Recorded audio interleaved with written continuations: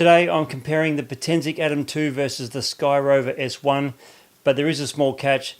I don't own the S1 yet. I've reached out to SkyRover to borrow a test unit, but I haven't heard back as of filming this video. So this is a stats only showdown. And yes, I know stats don't tell the whole story, but if you're about to spend your money, specs are usually what helps you decide. Also, I'm going to tell you which one I'd pick based on stats alone at the end, and it surprised me a bit, so stick around for that. G'day friends, coming up we're going to answer 3 things. Which one wins on camera and video features, which one is safer and easier in the air, especially for beginners, and which one is actually the better value when you look at the packs and the prices.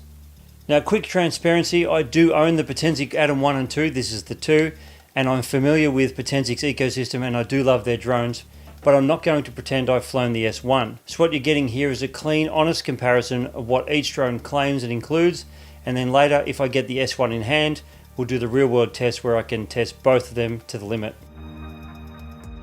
Let's start with the thing that everyone cares about first, which is camera specs. Both the A2 and the S1 have a Sony half-inch CMOS sensor, both use a 3-axis gimbal, and both can shoot 48 megapixel photos with 8K photos listed as a feature. So at a high level, they're weirdly close, but here's the first big split: video frame rate. So the Potensic Atom 2 tops out at 4K 30 frames per second, and the S1 does 4K 60 frames per second.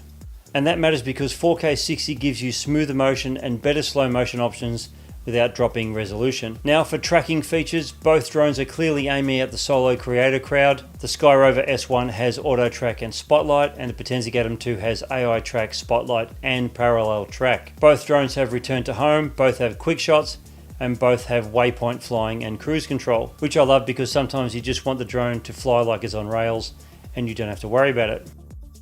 But the Potensic Atom 2 has 2 creative features that I think are actually worth calling out. One is dolly zoom, and that's that Hitchcock style background stretches while the subject stays the same effect, and cineroll, which is basically your drone saying, what if I did Inception but on a budget? So it's kind of like that world rotating thing that you see in Inception, the movie. Now for social content, both can do 4 times digital zoom in 1080p. They both do 2.7K cropped vertical video, and they both do panorama and sphere panorama as well. But the S1 adds one tiny thing that advanced users appreciate immediately, which is something I use all the time, and that's an on-screen histogram option. When you have a histogram, you have a visual indicator of whether you're blowing out your highlights or losing details in the shadows, and the Potensic Atom 2 does not have that option.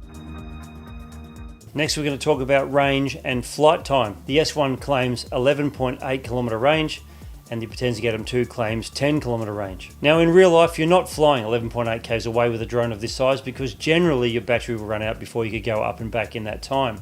But it does hint at link strength and signal confidence. Then there's the big one, which is flight time. The SkyRover S1 claims 40 minutes of flight time, and the Potensic Atom 2 claims 32 minutes of flight time. In the real world, obviously, these would not be that high. But 8 minutes is 8 minutes, and it doesn't sound like a lot until you're actually flying. And that's the huge difference between getting that extra perfect shot before you lose the light. Obviously, a real world test between the two would be better. So SkyRover, if you're watching, please send me a test unit so I can give this thing a try. Now this is where the 2 drones stop being close and start being not close. The S1 has front and downward sensors for obstacle avoidance. The Potensic Atom 2 has a downward sensor mainly to assist with landing, so there's no obstacle avoidance on the Potensic Atom 2. That's a very different safety profile. Front sensors mean if you're creeping towards trees, poles, signs, or that one branch that exists purely to ruin your drone footage, you have a bit of a safety net. Whereas with the Potensic Atom 2, you're relying more on pilot skill and being careful. And don't get me wrong, you should always be careful, but having obstacle avoidance is a pretty cool feature, even if it is only basic. And for beginners, obstacle avoidance isn't just a feature, it's confidence.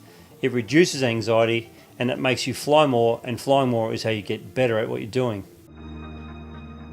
Now both of these drones are under 250 grams, which is a huge deal for a lot of people because you can fly both of these drones without too much hassle worldwide. So now let's have a look at the software. The S1 is apparently a carbon copy of DJI, so if you've ever flown DJI, you'll feel at home very quickly.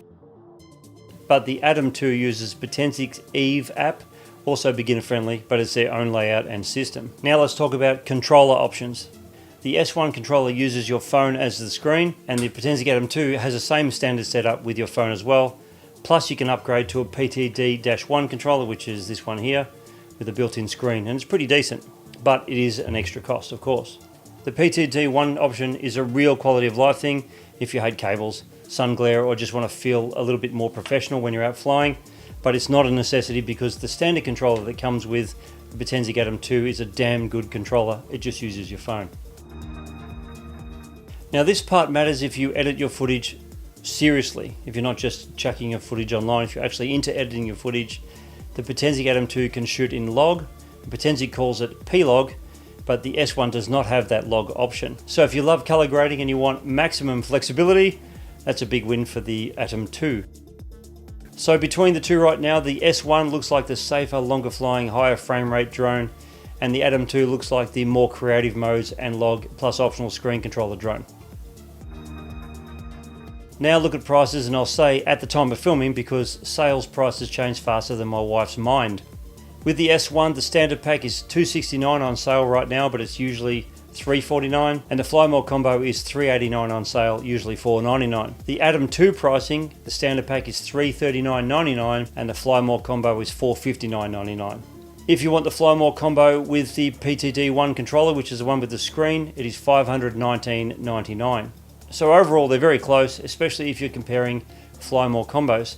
But if the S1 is on sale at $269, that's pretty hard to ignore.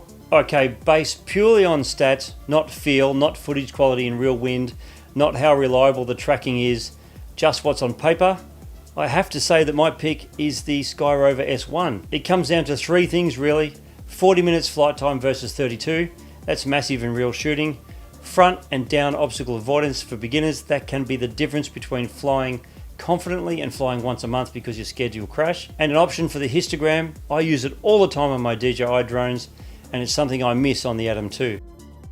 Now, all that being said, the Atom 2 is absolutely not losing because it's being a bad drone. It has P-log, it has those extra cinematic quick shots, and it has a really good, compelling controller option with the PTD-1. So if you want color grade and you care about creative tools, the Atom 2 might generally be your pick. But if you want extra things like the histogram, the extra flight time, and a bit more safety, and the software being a bit more familiar, the S1 is definitely my pick in this case. But here's the real question, does the S1 actually deliver that advantage in the real world?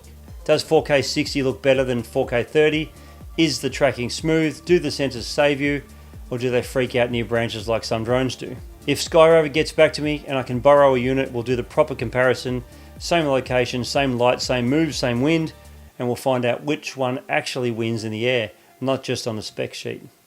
But no matter what drone you have, you'll always need to know how to get those amazing cinematic shots, and this video right here will do just that, and it works for any drone. Thanks for watching.